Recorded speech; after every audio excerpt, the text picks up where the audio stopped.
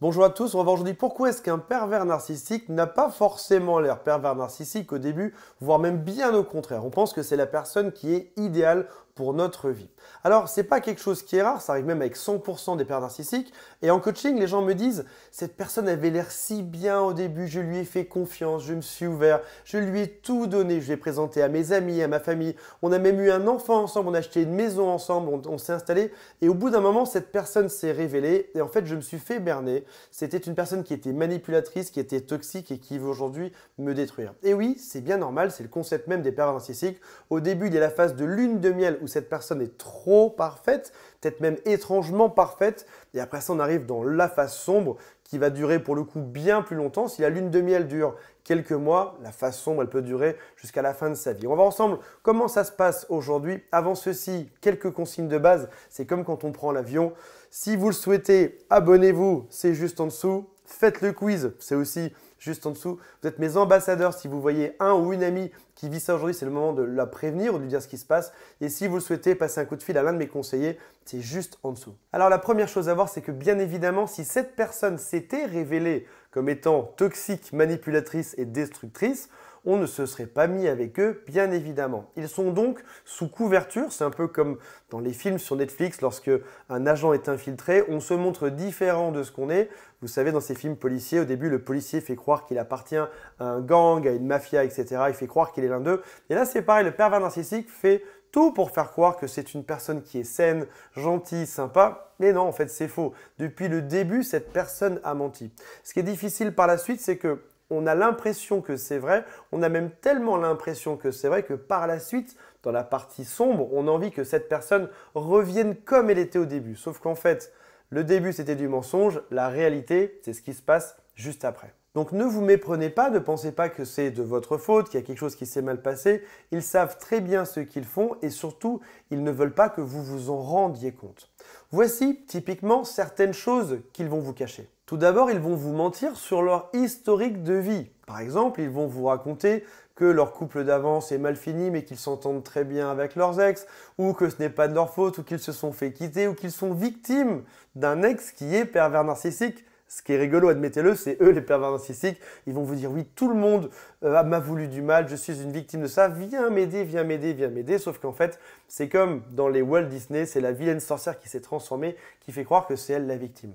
Ils vont aussi vous mentir sur leur famille en vous disant que leur famille était soit ultra géniale alors que ce n'était pas du tout le cas, ou en vous disant que leurs parents leur tapaient dessus et que c'était horrible. Mais quand vous vérifiez au bout de quelques temps, vous vous rendez compte que non, pas du tout. Aucun des frères et sœurs ne dit ça et a priori, les parents sont très normaux, c'est juste eux qui ont inventé des choses. Alors encore une fois, je ne dis pas qu'à chaque fois qu'une personne parle de son passé, elle ment. Bien évidemment, heureusement que non, mais dans le cadre d'un pervers narcissique, il s'avère qu'ils mentent quasiment à chaque fois sur leur enfance, sur leurs relations précédentes. Ils peuvent aussi mentir sur leur travail, vous faisant croire qu'ils ont toujours travaillé et vous découvrez au final que ce n'est absolument pas le cas. Ils n'ont jamais trop travaillé, ils vivotaient ou vivaient au crochet de leurs victimes. Il peut aussi vous faire croire qu'il a plein de relations amicales, plein d'amis, mais vous découvrez que finalement ces amis sont plutôt récents, ils ont du mal à avoir des amitiés sur le long terme. L'autre chose qu'ils vont vous cacher, ce sont leurs réelles motivations. Typiquement, c'est ce qu'ils veulent obtenir de vous. Est-ce qu'ils veulent de l'argent, de l'affection, de l'admiration? Est-ce qu'ils veulent de la nourriture narcissique? Est-ce qu'ils veulent un esclave, une personne qui va tout faire pour eux? Ça, ils vont surtout pas vous le dire au début. Au début, ce qu'ils vont montrer, au contraire, ce sera une immense gentillesse, une capacité à vous comprendre. Aussi, quelque chose qui est important, c'est qu'ils vont s'adapter et se suradapter à vous. Il y a quelque chose qui est étonnant, surtout lorsqu'on est au potentiel, hypersensible ou qu'on a une grande empathie, c'est qu'on se sent souvent incompris des autres. Et là, pour une fois, on a une personne qui nous comprend à 100%, qui fait tout pour nous. Et on se dit, ça y est, j'ai enfin trouvé la personne qui me comprend, qui est exactement comme moi. Sauf qu'en fait, pas du tout. L'autre est juste en suradaptation et vous dit juste les choses que vous avez envie d'entendre. Ce sont des gens qui aussi vont être intelligents ou alors faire semblant de l'être en répétant quelques phrases qu'ils ont pu lire dans un livre dernièrement. Ils ont souvent aussi de l'humour, ils passent très bien en société, ils ont de la conversation, ils s'intéressent à vous. Ils vont même vous faire pendant cette phase de lune de miel des cadeaux, ce qui n'arrivera plus jamais par la suite, ce sera que dans un sens. Par la suite, c'est que vous qui devez donner, Cadeaux, argent, service, affection, c'est vous qui donnez, mais pendant la phase de lune de miel, ils vont vous donner plein de choses. Ils vont surtout vous donner quelque chose qui est important, c'est ce dont vous avez besoin. Vous savez, on a tendance à penser que tous les hauts potentiels, tous les hypersensibles, tous les empathes sont des personnes qui ont les mêmes besoins. Il s'avère que pas du tout. Chez certaines personnes, on a certains besoins qui sont différents. Certains ont besoin d'être rassurés sur leur peur du rejet, leur peur de l'abandon, le besoin d'être enfin mis en avant, d'être enfin compris, le fait de partager quelque chose d'unique, le fait de partager une passion. Et on a tous quelque chose dont on a besoin. Et cette phase de lune de miel, ce sera pour eux le moment idéal pour venir vous tester et savoir de quoi vous avez besoin. Lorsqu'ils auront mis le doigt sur ce que vous voulez le plus que tout au monde, que ce soit d'être rassuré, d'avoir un enfant, de créer une famille, qu'importe la chose que ce soit, ils vont en jouer par la suite et ils vont vous la pendre devant le nez comme une carotte en vous faisant espérer ça pendant tout le reste de la relation amoureuse. Donc au début, vous êtes très bien traité, tout se passe bien et vous commencez à vous accrocher et à vous livrer de plus en plus. Vous livrez des choses positives, vous êtes amoureux ou amoureuse et vous livrez aussi vos doutes, vos angoisses, vos craintes. Tout ça, le pervers narcissique le note sur un cahier ou dans un coin de sa tête et va vous le ressortir par la suite. Si jamais vous lui livrez par exemple que vous avez une phobie de quelque chose, que vous n'êtes pas sûr de quelque chose, que vous avez peur de, que vous avez un souci familial, ils vont vous le ressortir en l'amplifiant dans quelques mois, tu vois. Tu m'as confié que, donc c'est parce que tu es une personne comme ceci. Tu m'as dit que tu avais des problèmes avec ta mère. En fait, au bout de quelques mois, ils vont te dire, en fait, ta mère ne t'a jamais aimé, tu le sais très bien. Donc, ils prennent quelque chose que vous livrez pendant la phase de lune de miel et ils vous le ressortent de manière gigantesque. Si c'est le cas, mettez-moi un commentaire en dessous. Si ce n'est pas pour vous que vous le faites, ni pour moi, dites-vous bien que quand vous écrivez un message, il y a plein de gens qui se sentent rassurés, qui se disent, mince, je ne suis pas le seul à avoir vécu ça. D'autres personnes ont vécu la même chose que moi. À la fin de la phase de lune de miel, le jeu commence à changer, mais en douceur. On y va étape par étape. Ça crante. Vous savez, ça crante. Au début, ils vous prennent juste ça, et puis ça avance, et puis ça avance, et puis ça avance. L'engrenage avance jusqu'à ce que vous ne pouviez plus le supporter. Si jamais vous faites un pas en arrière, ils vont se détendre un petit peu et ils vont revenir après ça et recommencer leur jeu de manipulation pour vous attraper entièrement. Ils vont commencer par vous dire que vous devez les admirer, que vous devez être tout le temps là pour eux. Ils vont essayer de vous contrôler, vos sorties, vos amis, ce que vous faites, ce que vous dites, comment vous dépensez votre argent. Ils vont vous imposer aussi leurs envies. Alors c'est bizarre parce que pendant la phase de lune de miel, on faisait que ce que vous vouliez. Bizarrement, c'était pas très équilibré. Et tout d'un coup, quand le jeu change, ça change dans une extrême qui est totalement inverse. Vous commencez aussi à entendre des reproches, du dénigrement, du harcèlement. Et quand ils le font, ils vous disent « je te dis ça, mais c'est pour ton bien ». Tu as 10 kilos de trop, mais si je te le dis, c'est pour ton bien. Tu as un job nul, mais si je te le dis, c'est pour ton bien. Donc, ils vous critiquent, ils vous insultent, ils vous rabaissent, mais toujours en faisant passer ça pour de la gentillesse, ce qui n'est pas du tout le cas. Mettez-moi en commentaire si vous avez eu ça aussi. Et ce que vous devez imprimer si vous avez un post-it devant vous, c'est que la gentillesse sans l'honnêteté, c'est de la manipulation. Si le pervers narcissique a été gentil sans pour autant être honnête avec vous, c'est qu'a priori, il veut vous manipuler. Il y a un passage entre la phase de lune de miel et la suite qui est important et c'est ce qu'on pourrait appeler ça le passage de votre intérieur vers leur extérieur. Alors, c'est une notion qui est extrêmement importante de comprendre aujourd'hui. Un pervers narcissique est comme une coquille vide. C'est un mot qu'on retrouve souvent et on ne sait pas exactement à quoi ça correspond. Ce sont des personnes qui n'arrivent pas à trouver un bonheur intérieur, un apaisement. Ils n'arrivent pas à se retrouver seuls. S'ils ne sont pas admirés, ils deviennent fous. Ils n'arrivent pas, par exemple, à aller se balader, à lire un livre, à passer quelques jours tout seuls. Ils deviennent juste dingues. Même si temporairement, ils peuvent le faire, à long terme, ça ne fonctionne pas. Ils ont toujours besoin qu'on les admire.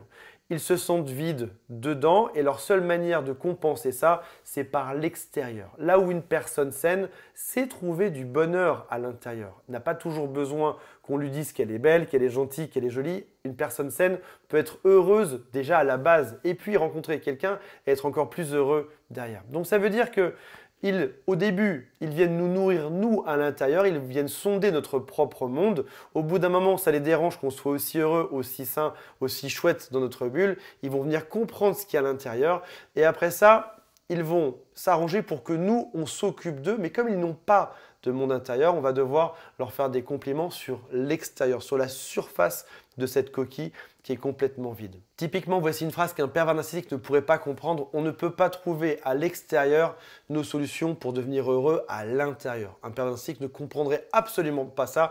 Et si jamais il le lit, deviendrait juste malade de jalousie que certaines personnes puissent le faire et que lui n'y arrive pas du tout. Maintenant que vous avez lu ce passage-là sur le monde intérieur et extérieur, réfléchissez à votre relation avec cette personne-là et réfléchissez aussi aux mots que vous a dit cette personne. Si jamais vous la recroisez, c'est l'occasion d'écouter les mots que l'autre va dire pour vérifier cette théorie qui est admise par tous les professionnels dans le secteur, mais vous allez voir que vous allez interpréter différemment toutes les phrases que l'autre vous dit juste grâce à ce passage numéro 5.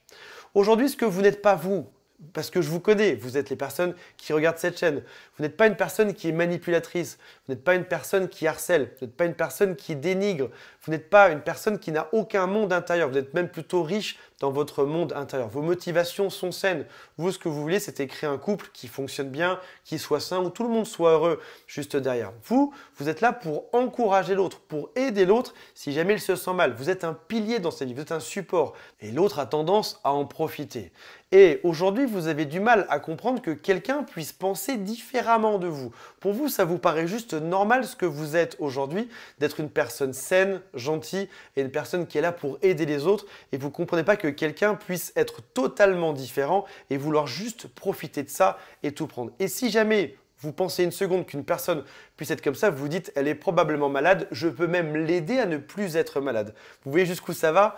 L'autre est totalement toxique et vous vous dites, si ça se trouve, je peux l'aider à penser de manière saine comme moi. Ce qu'il faut savoir, c'est que sur Terre, il y a des gens qui sont totalement différents de vous. Si vous voyez une personne qui s'effondre dans la rue, vous allez la voir pour lui donner un verre d'eau, pour savoir ça va ou pour appeler le SAMU. Il y a d'autres personnes qui vont passer à côté sans même s'en soucier. Il y a d'autres personnes qui vont même passer à côté ou lui voler quelque chose ou lui shooter dedans. Mais ce ne sera pas quelque chose de méchant pour les autres. Ce sera quelque chose de normal dans leur cerveau, dans leur propre vie, dans leur propre réalité. Donc les gens ont des manières de penser différentes sur Terre. Pour vous, c'est une évidence. Pour d'autres, pas du tout. Ce que vous voulez aujourd'hui, c'est une relation de confiance. Vous voulez trouver en amour ou en amitié des gens à qui vous pouvez faire confiance, des personnes qui sont saines. Vous voulez trouver un binôme, que ce soit encore une fois en amour ou en amitié, une personne qui est là pour vous aider, pour être dans le support quand ça ne va pas. Une personne qui est honnête et surtout une personne qui ne vous mentira pas tout le long sur ses motivations, ses intentions, sur sa façon de faire.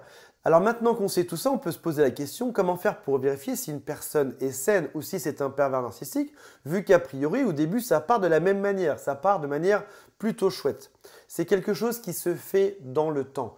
On ne peut pas définir si une personne est saine ou pas en seulement quelques semaines. Il faut probablement plusieurs mois, voire même probablement quelques années pour savoir si cette personne est bien ou pas. Mais pendant ces quelques mois ou ces quelques années, vous pouvez vérifier s'il n'y a pas des voyants rouges qui s'allument sur votre tableau de bord. Comme par exemple, lorsqu'il y a un problème au bout par exemple du 3e mois, est-ce que cette personne devient enragée ou est-ce qu'elle sait gérer sa propre colère ? Autre voyant rouge, est-ce que cette personne vous fait des demandes que vous n'avez pas envie d'honorer? On vous demande de faire des choses, on vous force à faire des choses que vous ne voulez pas faire. 3e voyant rouge, est-ce que cette personne vous reproche ce qu'elle est elle-même? Elle vous reproche d'être égoïste, d'être manipulatrice, d'être perverse narcissique, alors que vous trouvez plutôt que ce serait à cette personne-là qu'on pourrait qualifier tous ses attributs. Est-ce que cette personne dit que tout est de votre faute? Est-ce que cette personne passe son temps à vous critiquer? Est-ce que cette personne vous donne un amour qui est conditionnel? En gros, si vous faites ceci et cela, elle vous aimera. Si vous donnez des cadeaux, alors cette personne vous aimera. Si vous lui rendez des services, alors elle vous aimera. Si vous vous laissez manipuler, alors elle vous aimera. Dans ce cas-là, on comprend bien qu'il y a un gros souci derrière. Est-ce que c'est une personne qui vous dit être meilleure que vous, être une personne plus intelligente, plus belle, plus sociable, qu'importe? Est-ce que cette personne le dit et l'affirme ou pas? Est-ce que c'est une personne qui veut avoir toujours raison? Est-ce que c'est une personne avec qui tu as du mal à te connecter émotionnellement? Cette personne est là dans la même pièce ou dans les relations intimes, mais tu as l'impression qu'il y a comme un espèce de décalage, vous n'êtes pas vraiment connecté. Est-ce que cette personne te manipule avec des phrases comme par exemple « tu m'as dit que », tu t'es engagé il y a 6 mois à faire ceci, cela. Déjà, quand tu réfléchis, ça ne te dit pas grand-chose. Et puis, c'était peut-être dit lors d'une soirée en rigolant, mais cette personne-là a bien retenu la phrase. Elle te dit, tu t'étais engagé à m'aider financièrement. Tu m'avais dit que tu m'emmènerais là-bas. Et cette stratégie de rappeler un engagement est probablement une des plus grandes tactiques de manipulation. Attention, je ne dis pas que lorsqu'on s'engage sur quelque chose, il ne faut pas le faire, mais si jamais on s'engage et qu'on décide que finalement on n'a plus envie pour n'importe quel type de raison, on peut aussi tout à fait arrêter et dire voilà, j'ai dit que j'allais faire ça, après réflexion, j'ai changé d'avis et je ne veux plus faire ça. D'ailleurs, ce sera l'occasion de vérifier comment est-ce que l'autre se comporte en face de vous. Est-ce que l'autre est toujours sur la défense ou vous cherche des poux en permanence ou cherche la dispute ou à créer des conflits et des drames sans cesse? Alors, il ne faut pas non plus tomber dans la paranoïa et prendre chacun de ces signes séparément en se disant voilà, cette personne se sent meilleure que moi sur tel sujet, donc c'est un pernicique. Pas du tout, mais au bout d'un moment, quand la liste commence à s'allonger, on peut réellement se poser des questions. Ce que vous devez savoir, c'est qu'il y a à peu près, selon les études, entre 10 et 30% de la population qui serait saine et qui aurait la capacité de créer des relations saines par la suite. Donc aujourd'hui, c'est à vous de vous entourer de ces personnes-là, que ce soit dans votre famille, en parlant un petit peu moins aux personnes toxiques et un peu plus aux personnes qui sont saines, que ce soit dans vos amis, en parlant un peu plus à vos amis sains ou en trouvant de nouvelles personnes qui sont adorables, qui ont plein de qualités de vie et en rejetant ou en communiquant moins avec les personnes toxiques. Et surtout dans votre couple, prenez le temps, ne vous engagez pas trop vite et surtout soyez la personne qui observe, qui sait déterminer si elle est face à une bonne personne ou si elle est face à une personne toxique. Voilà mes amis, je sais que maintenant vous avez cette nouvelle faculté, cette nouvelle compétence. Si vous le souhaitez, abonnez-vous à cette chaîne et faites le quiz qui s'appelle « Est-ce que cette personne est perverse narcissique ou pas ?» Salut à tous, bye.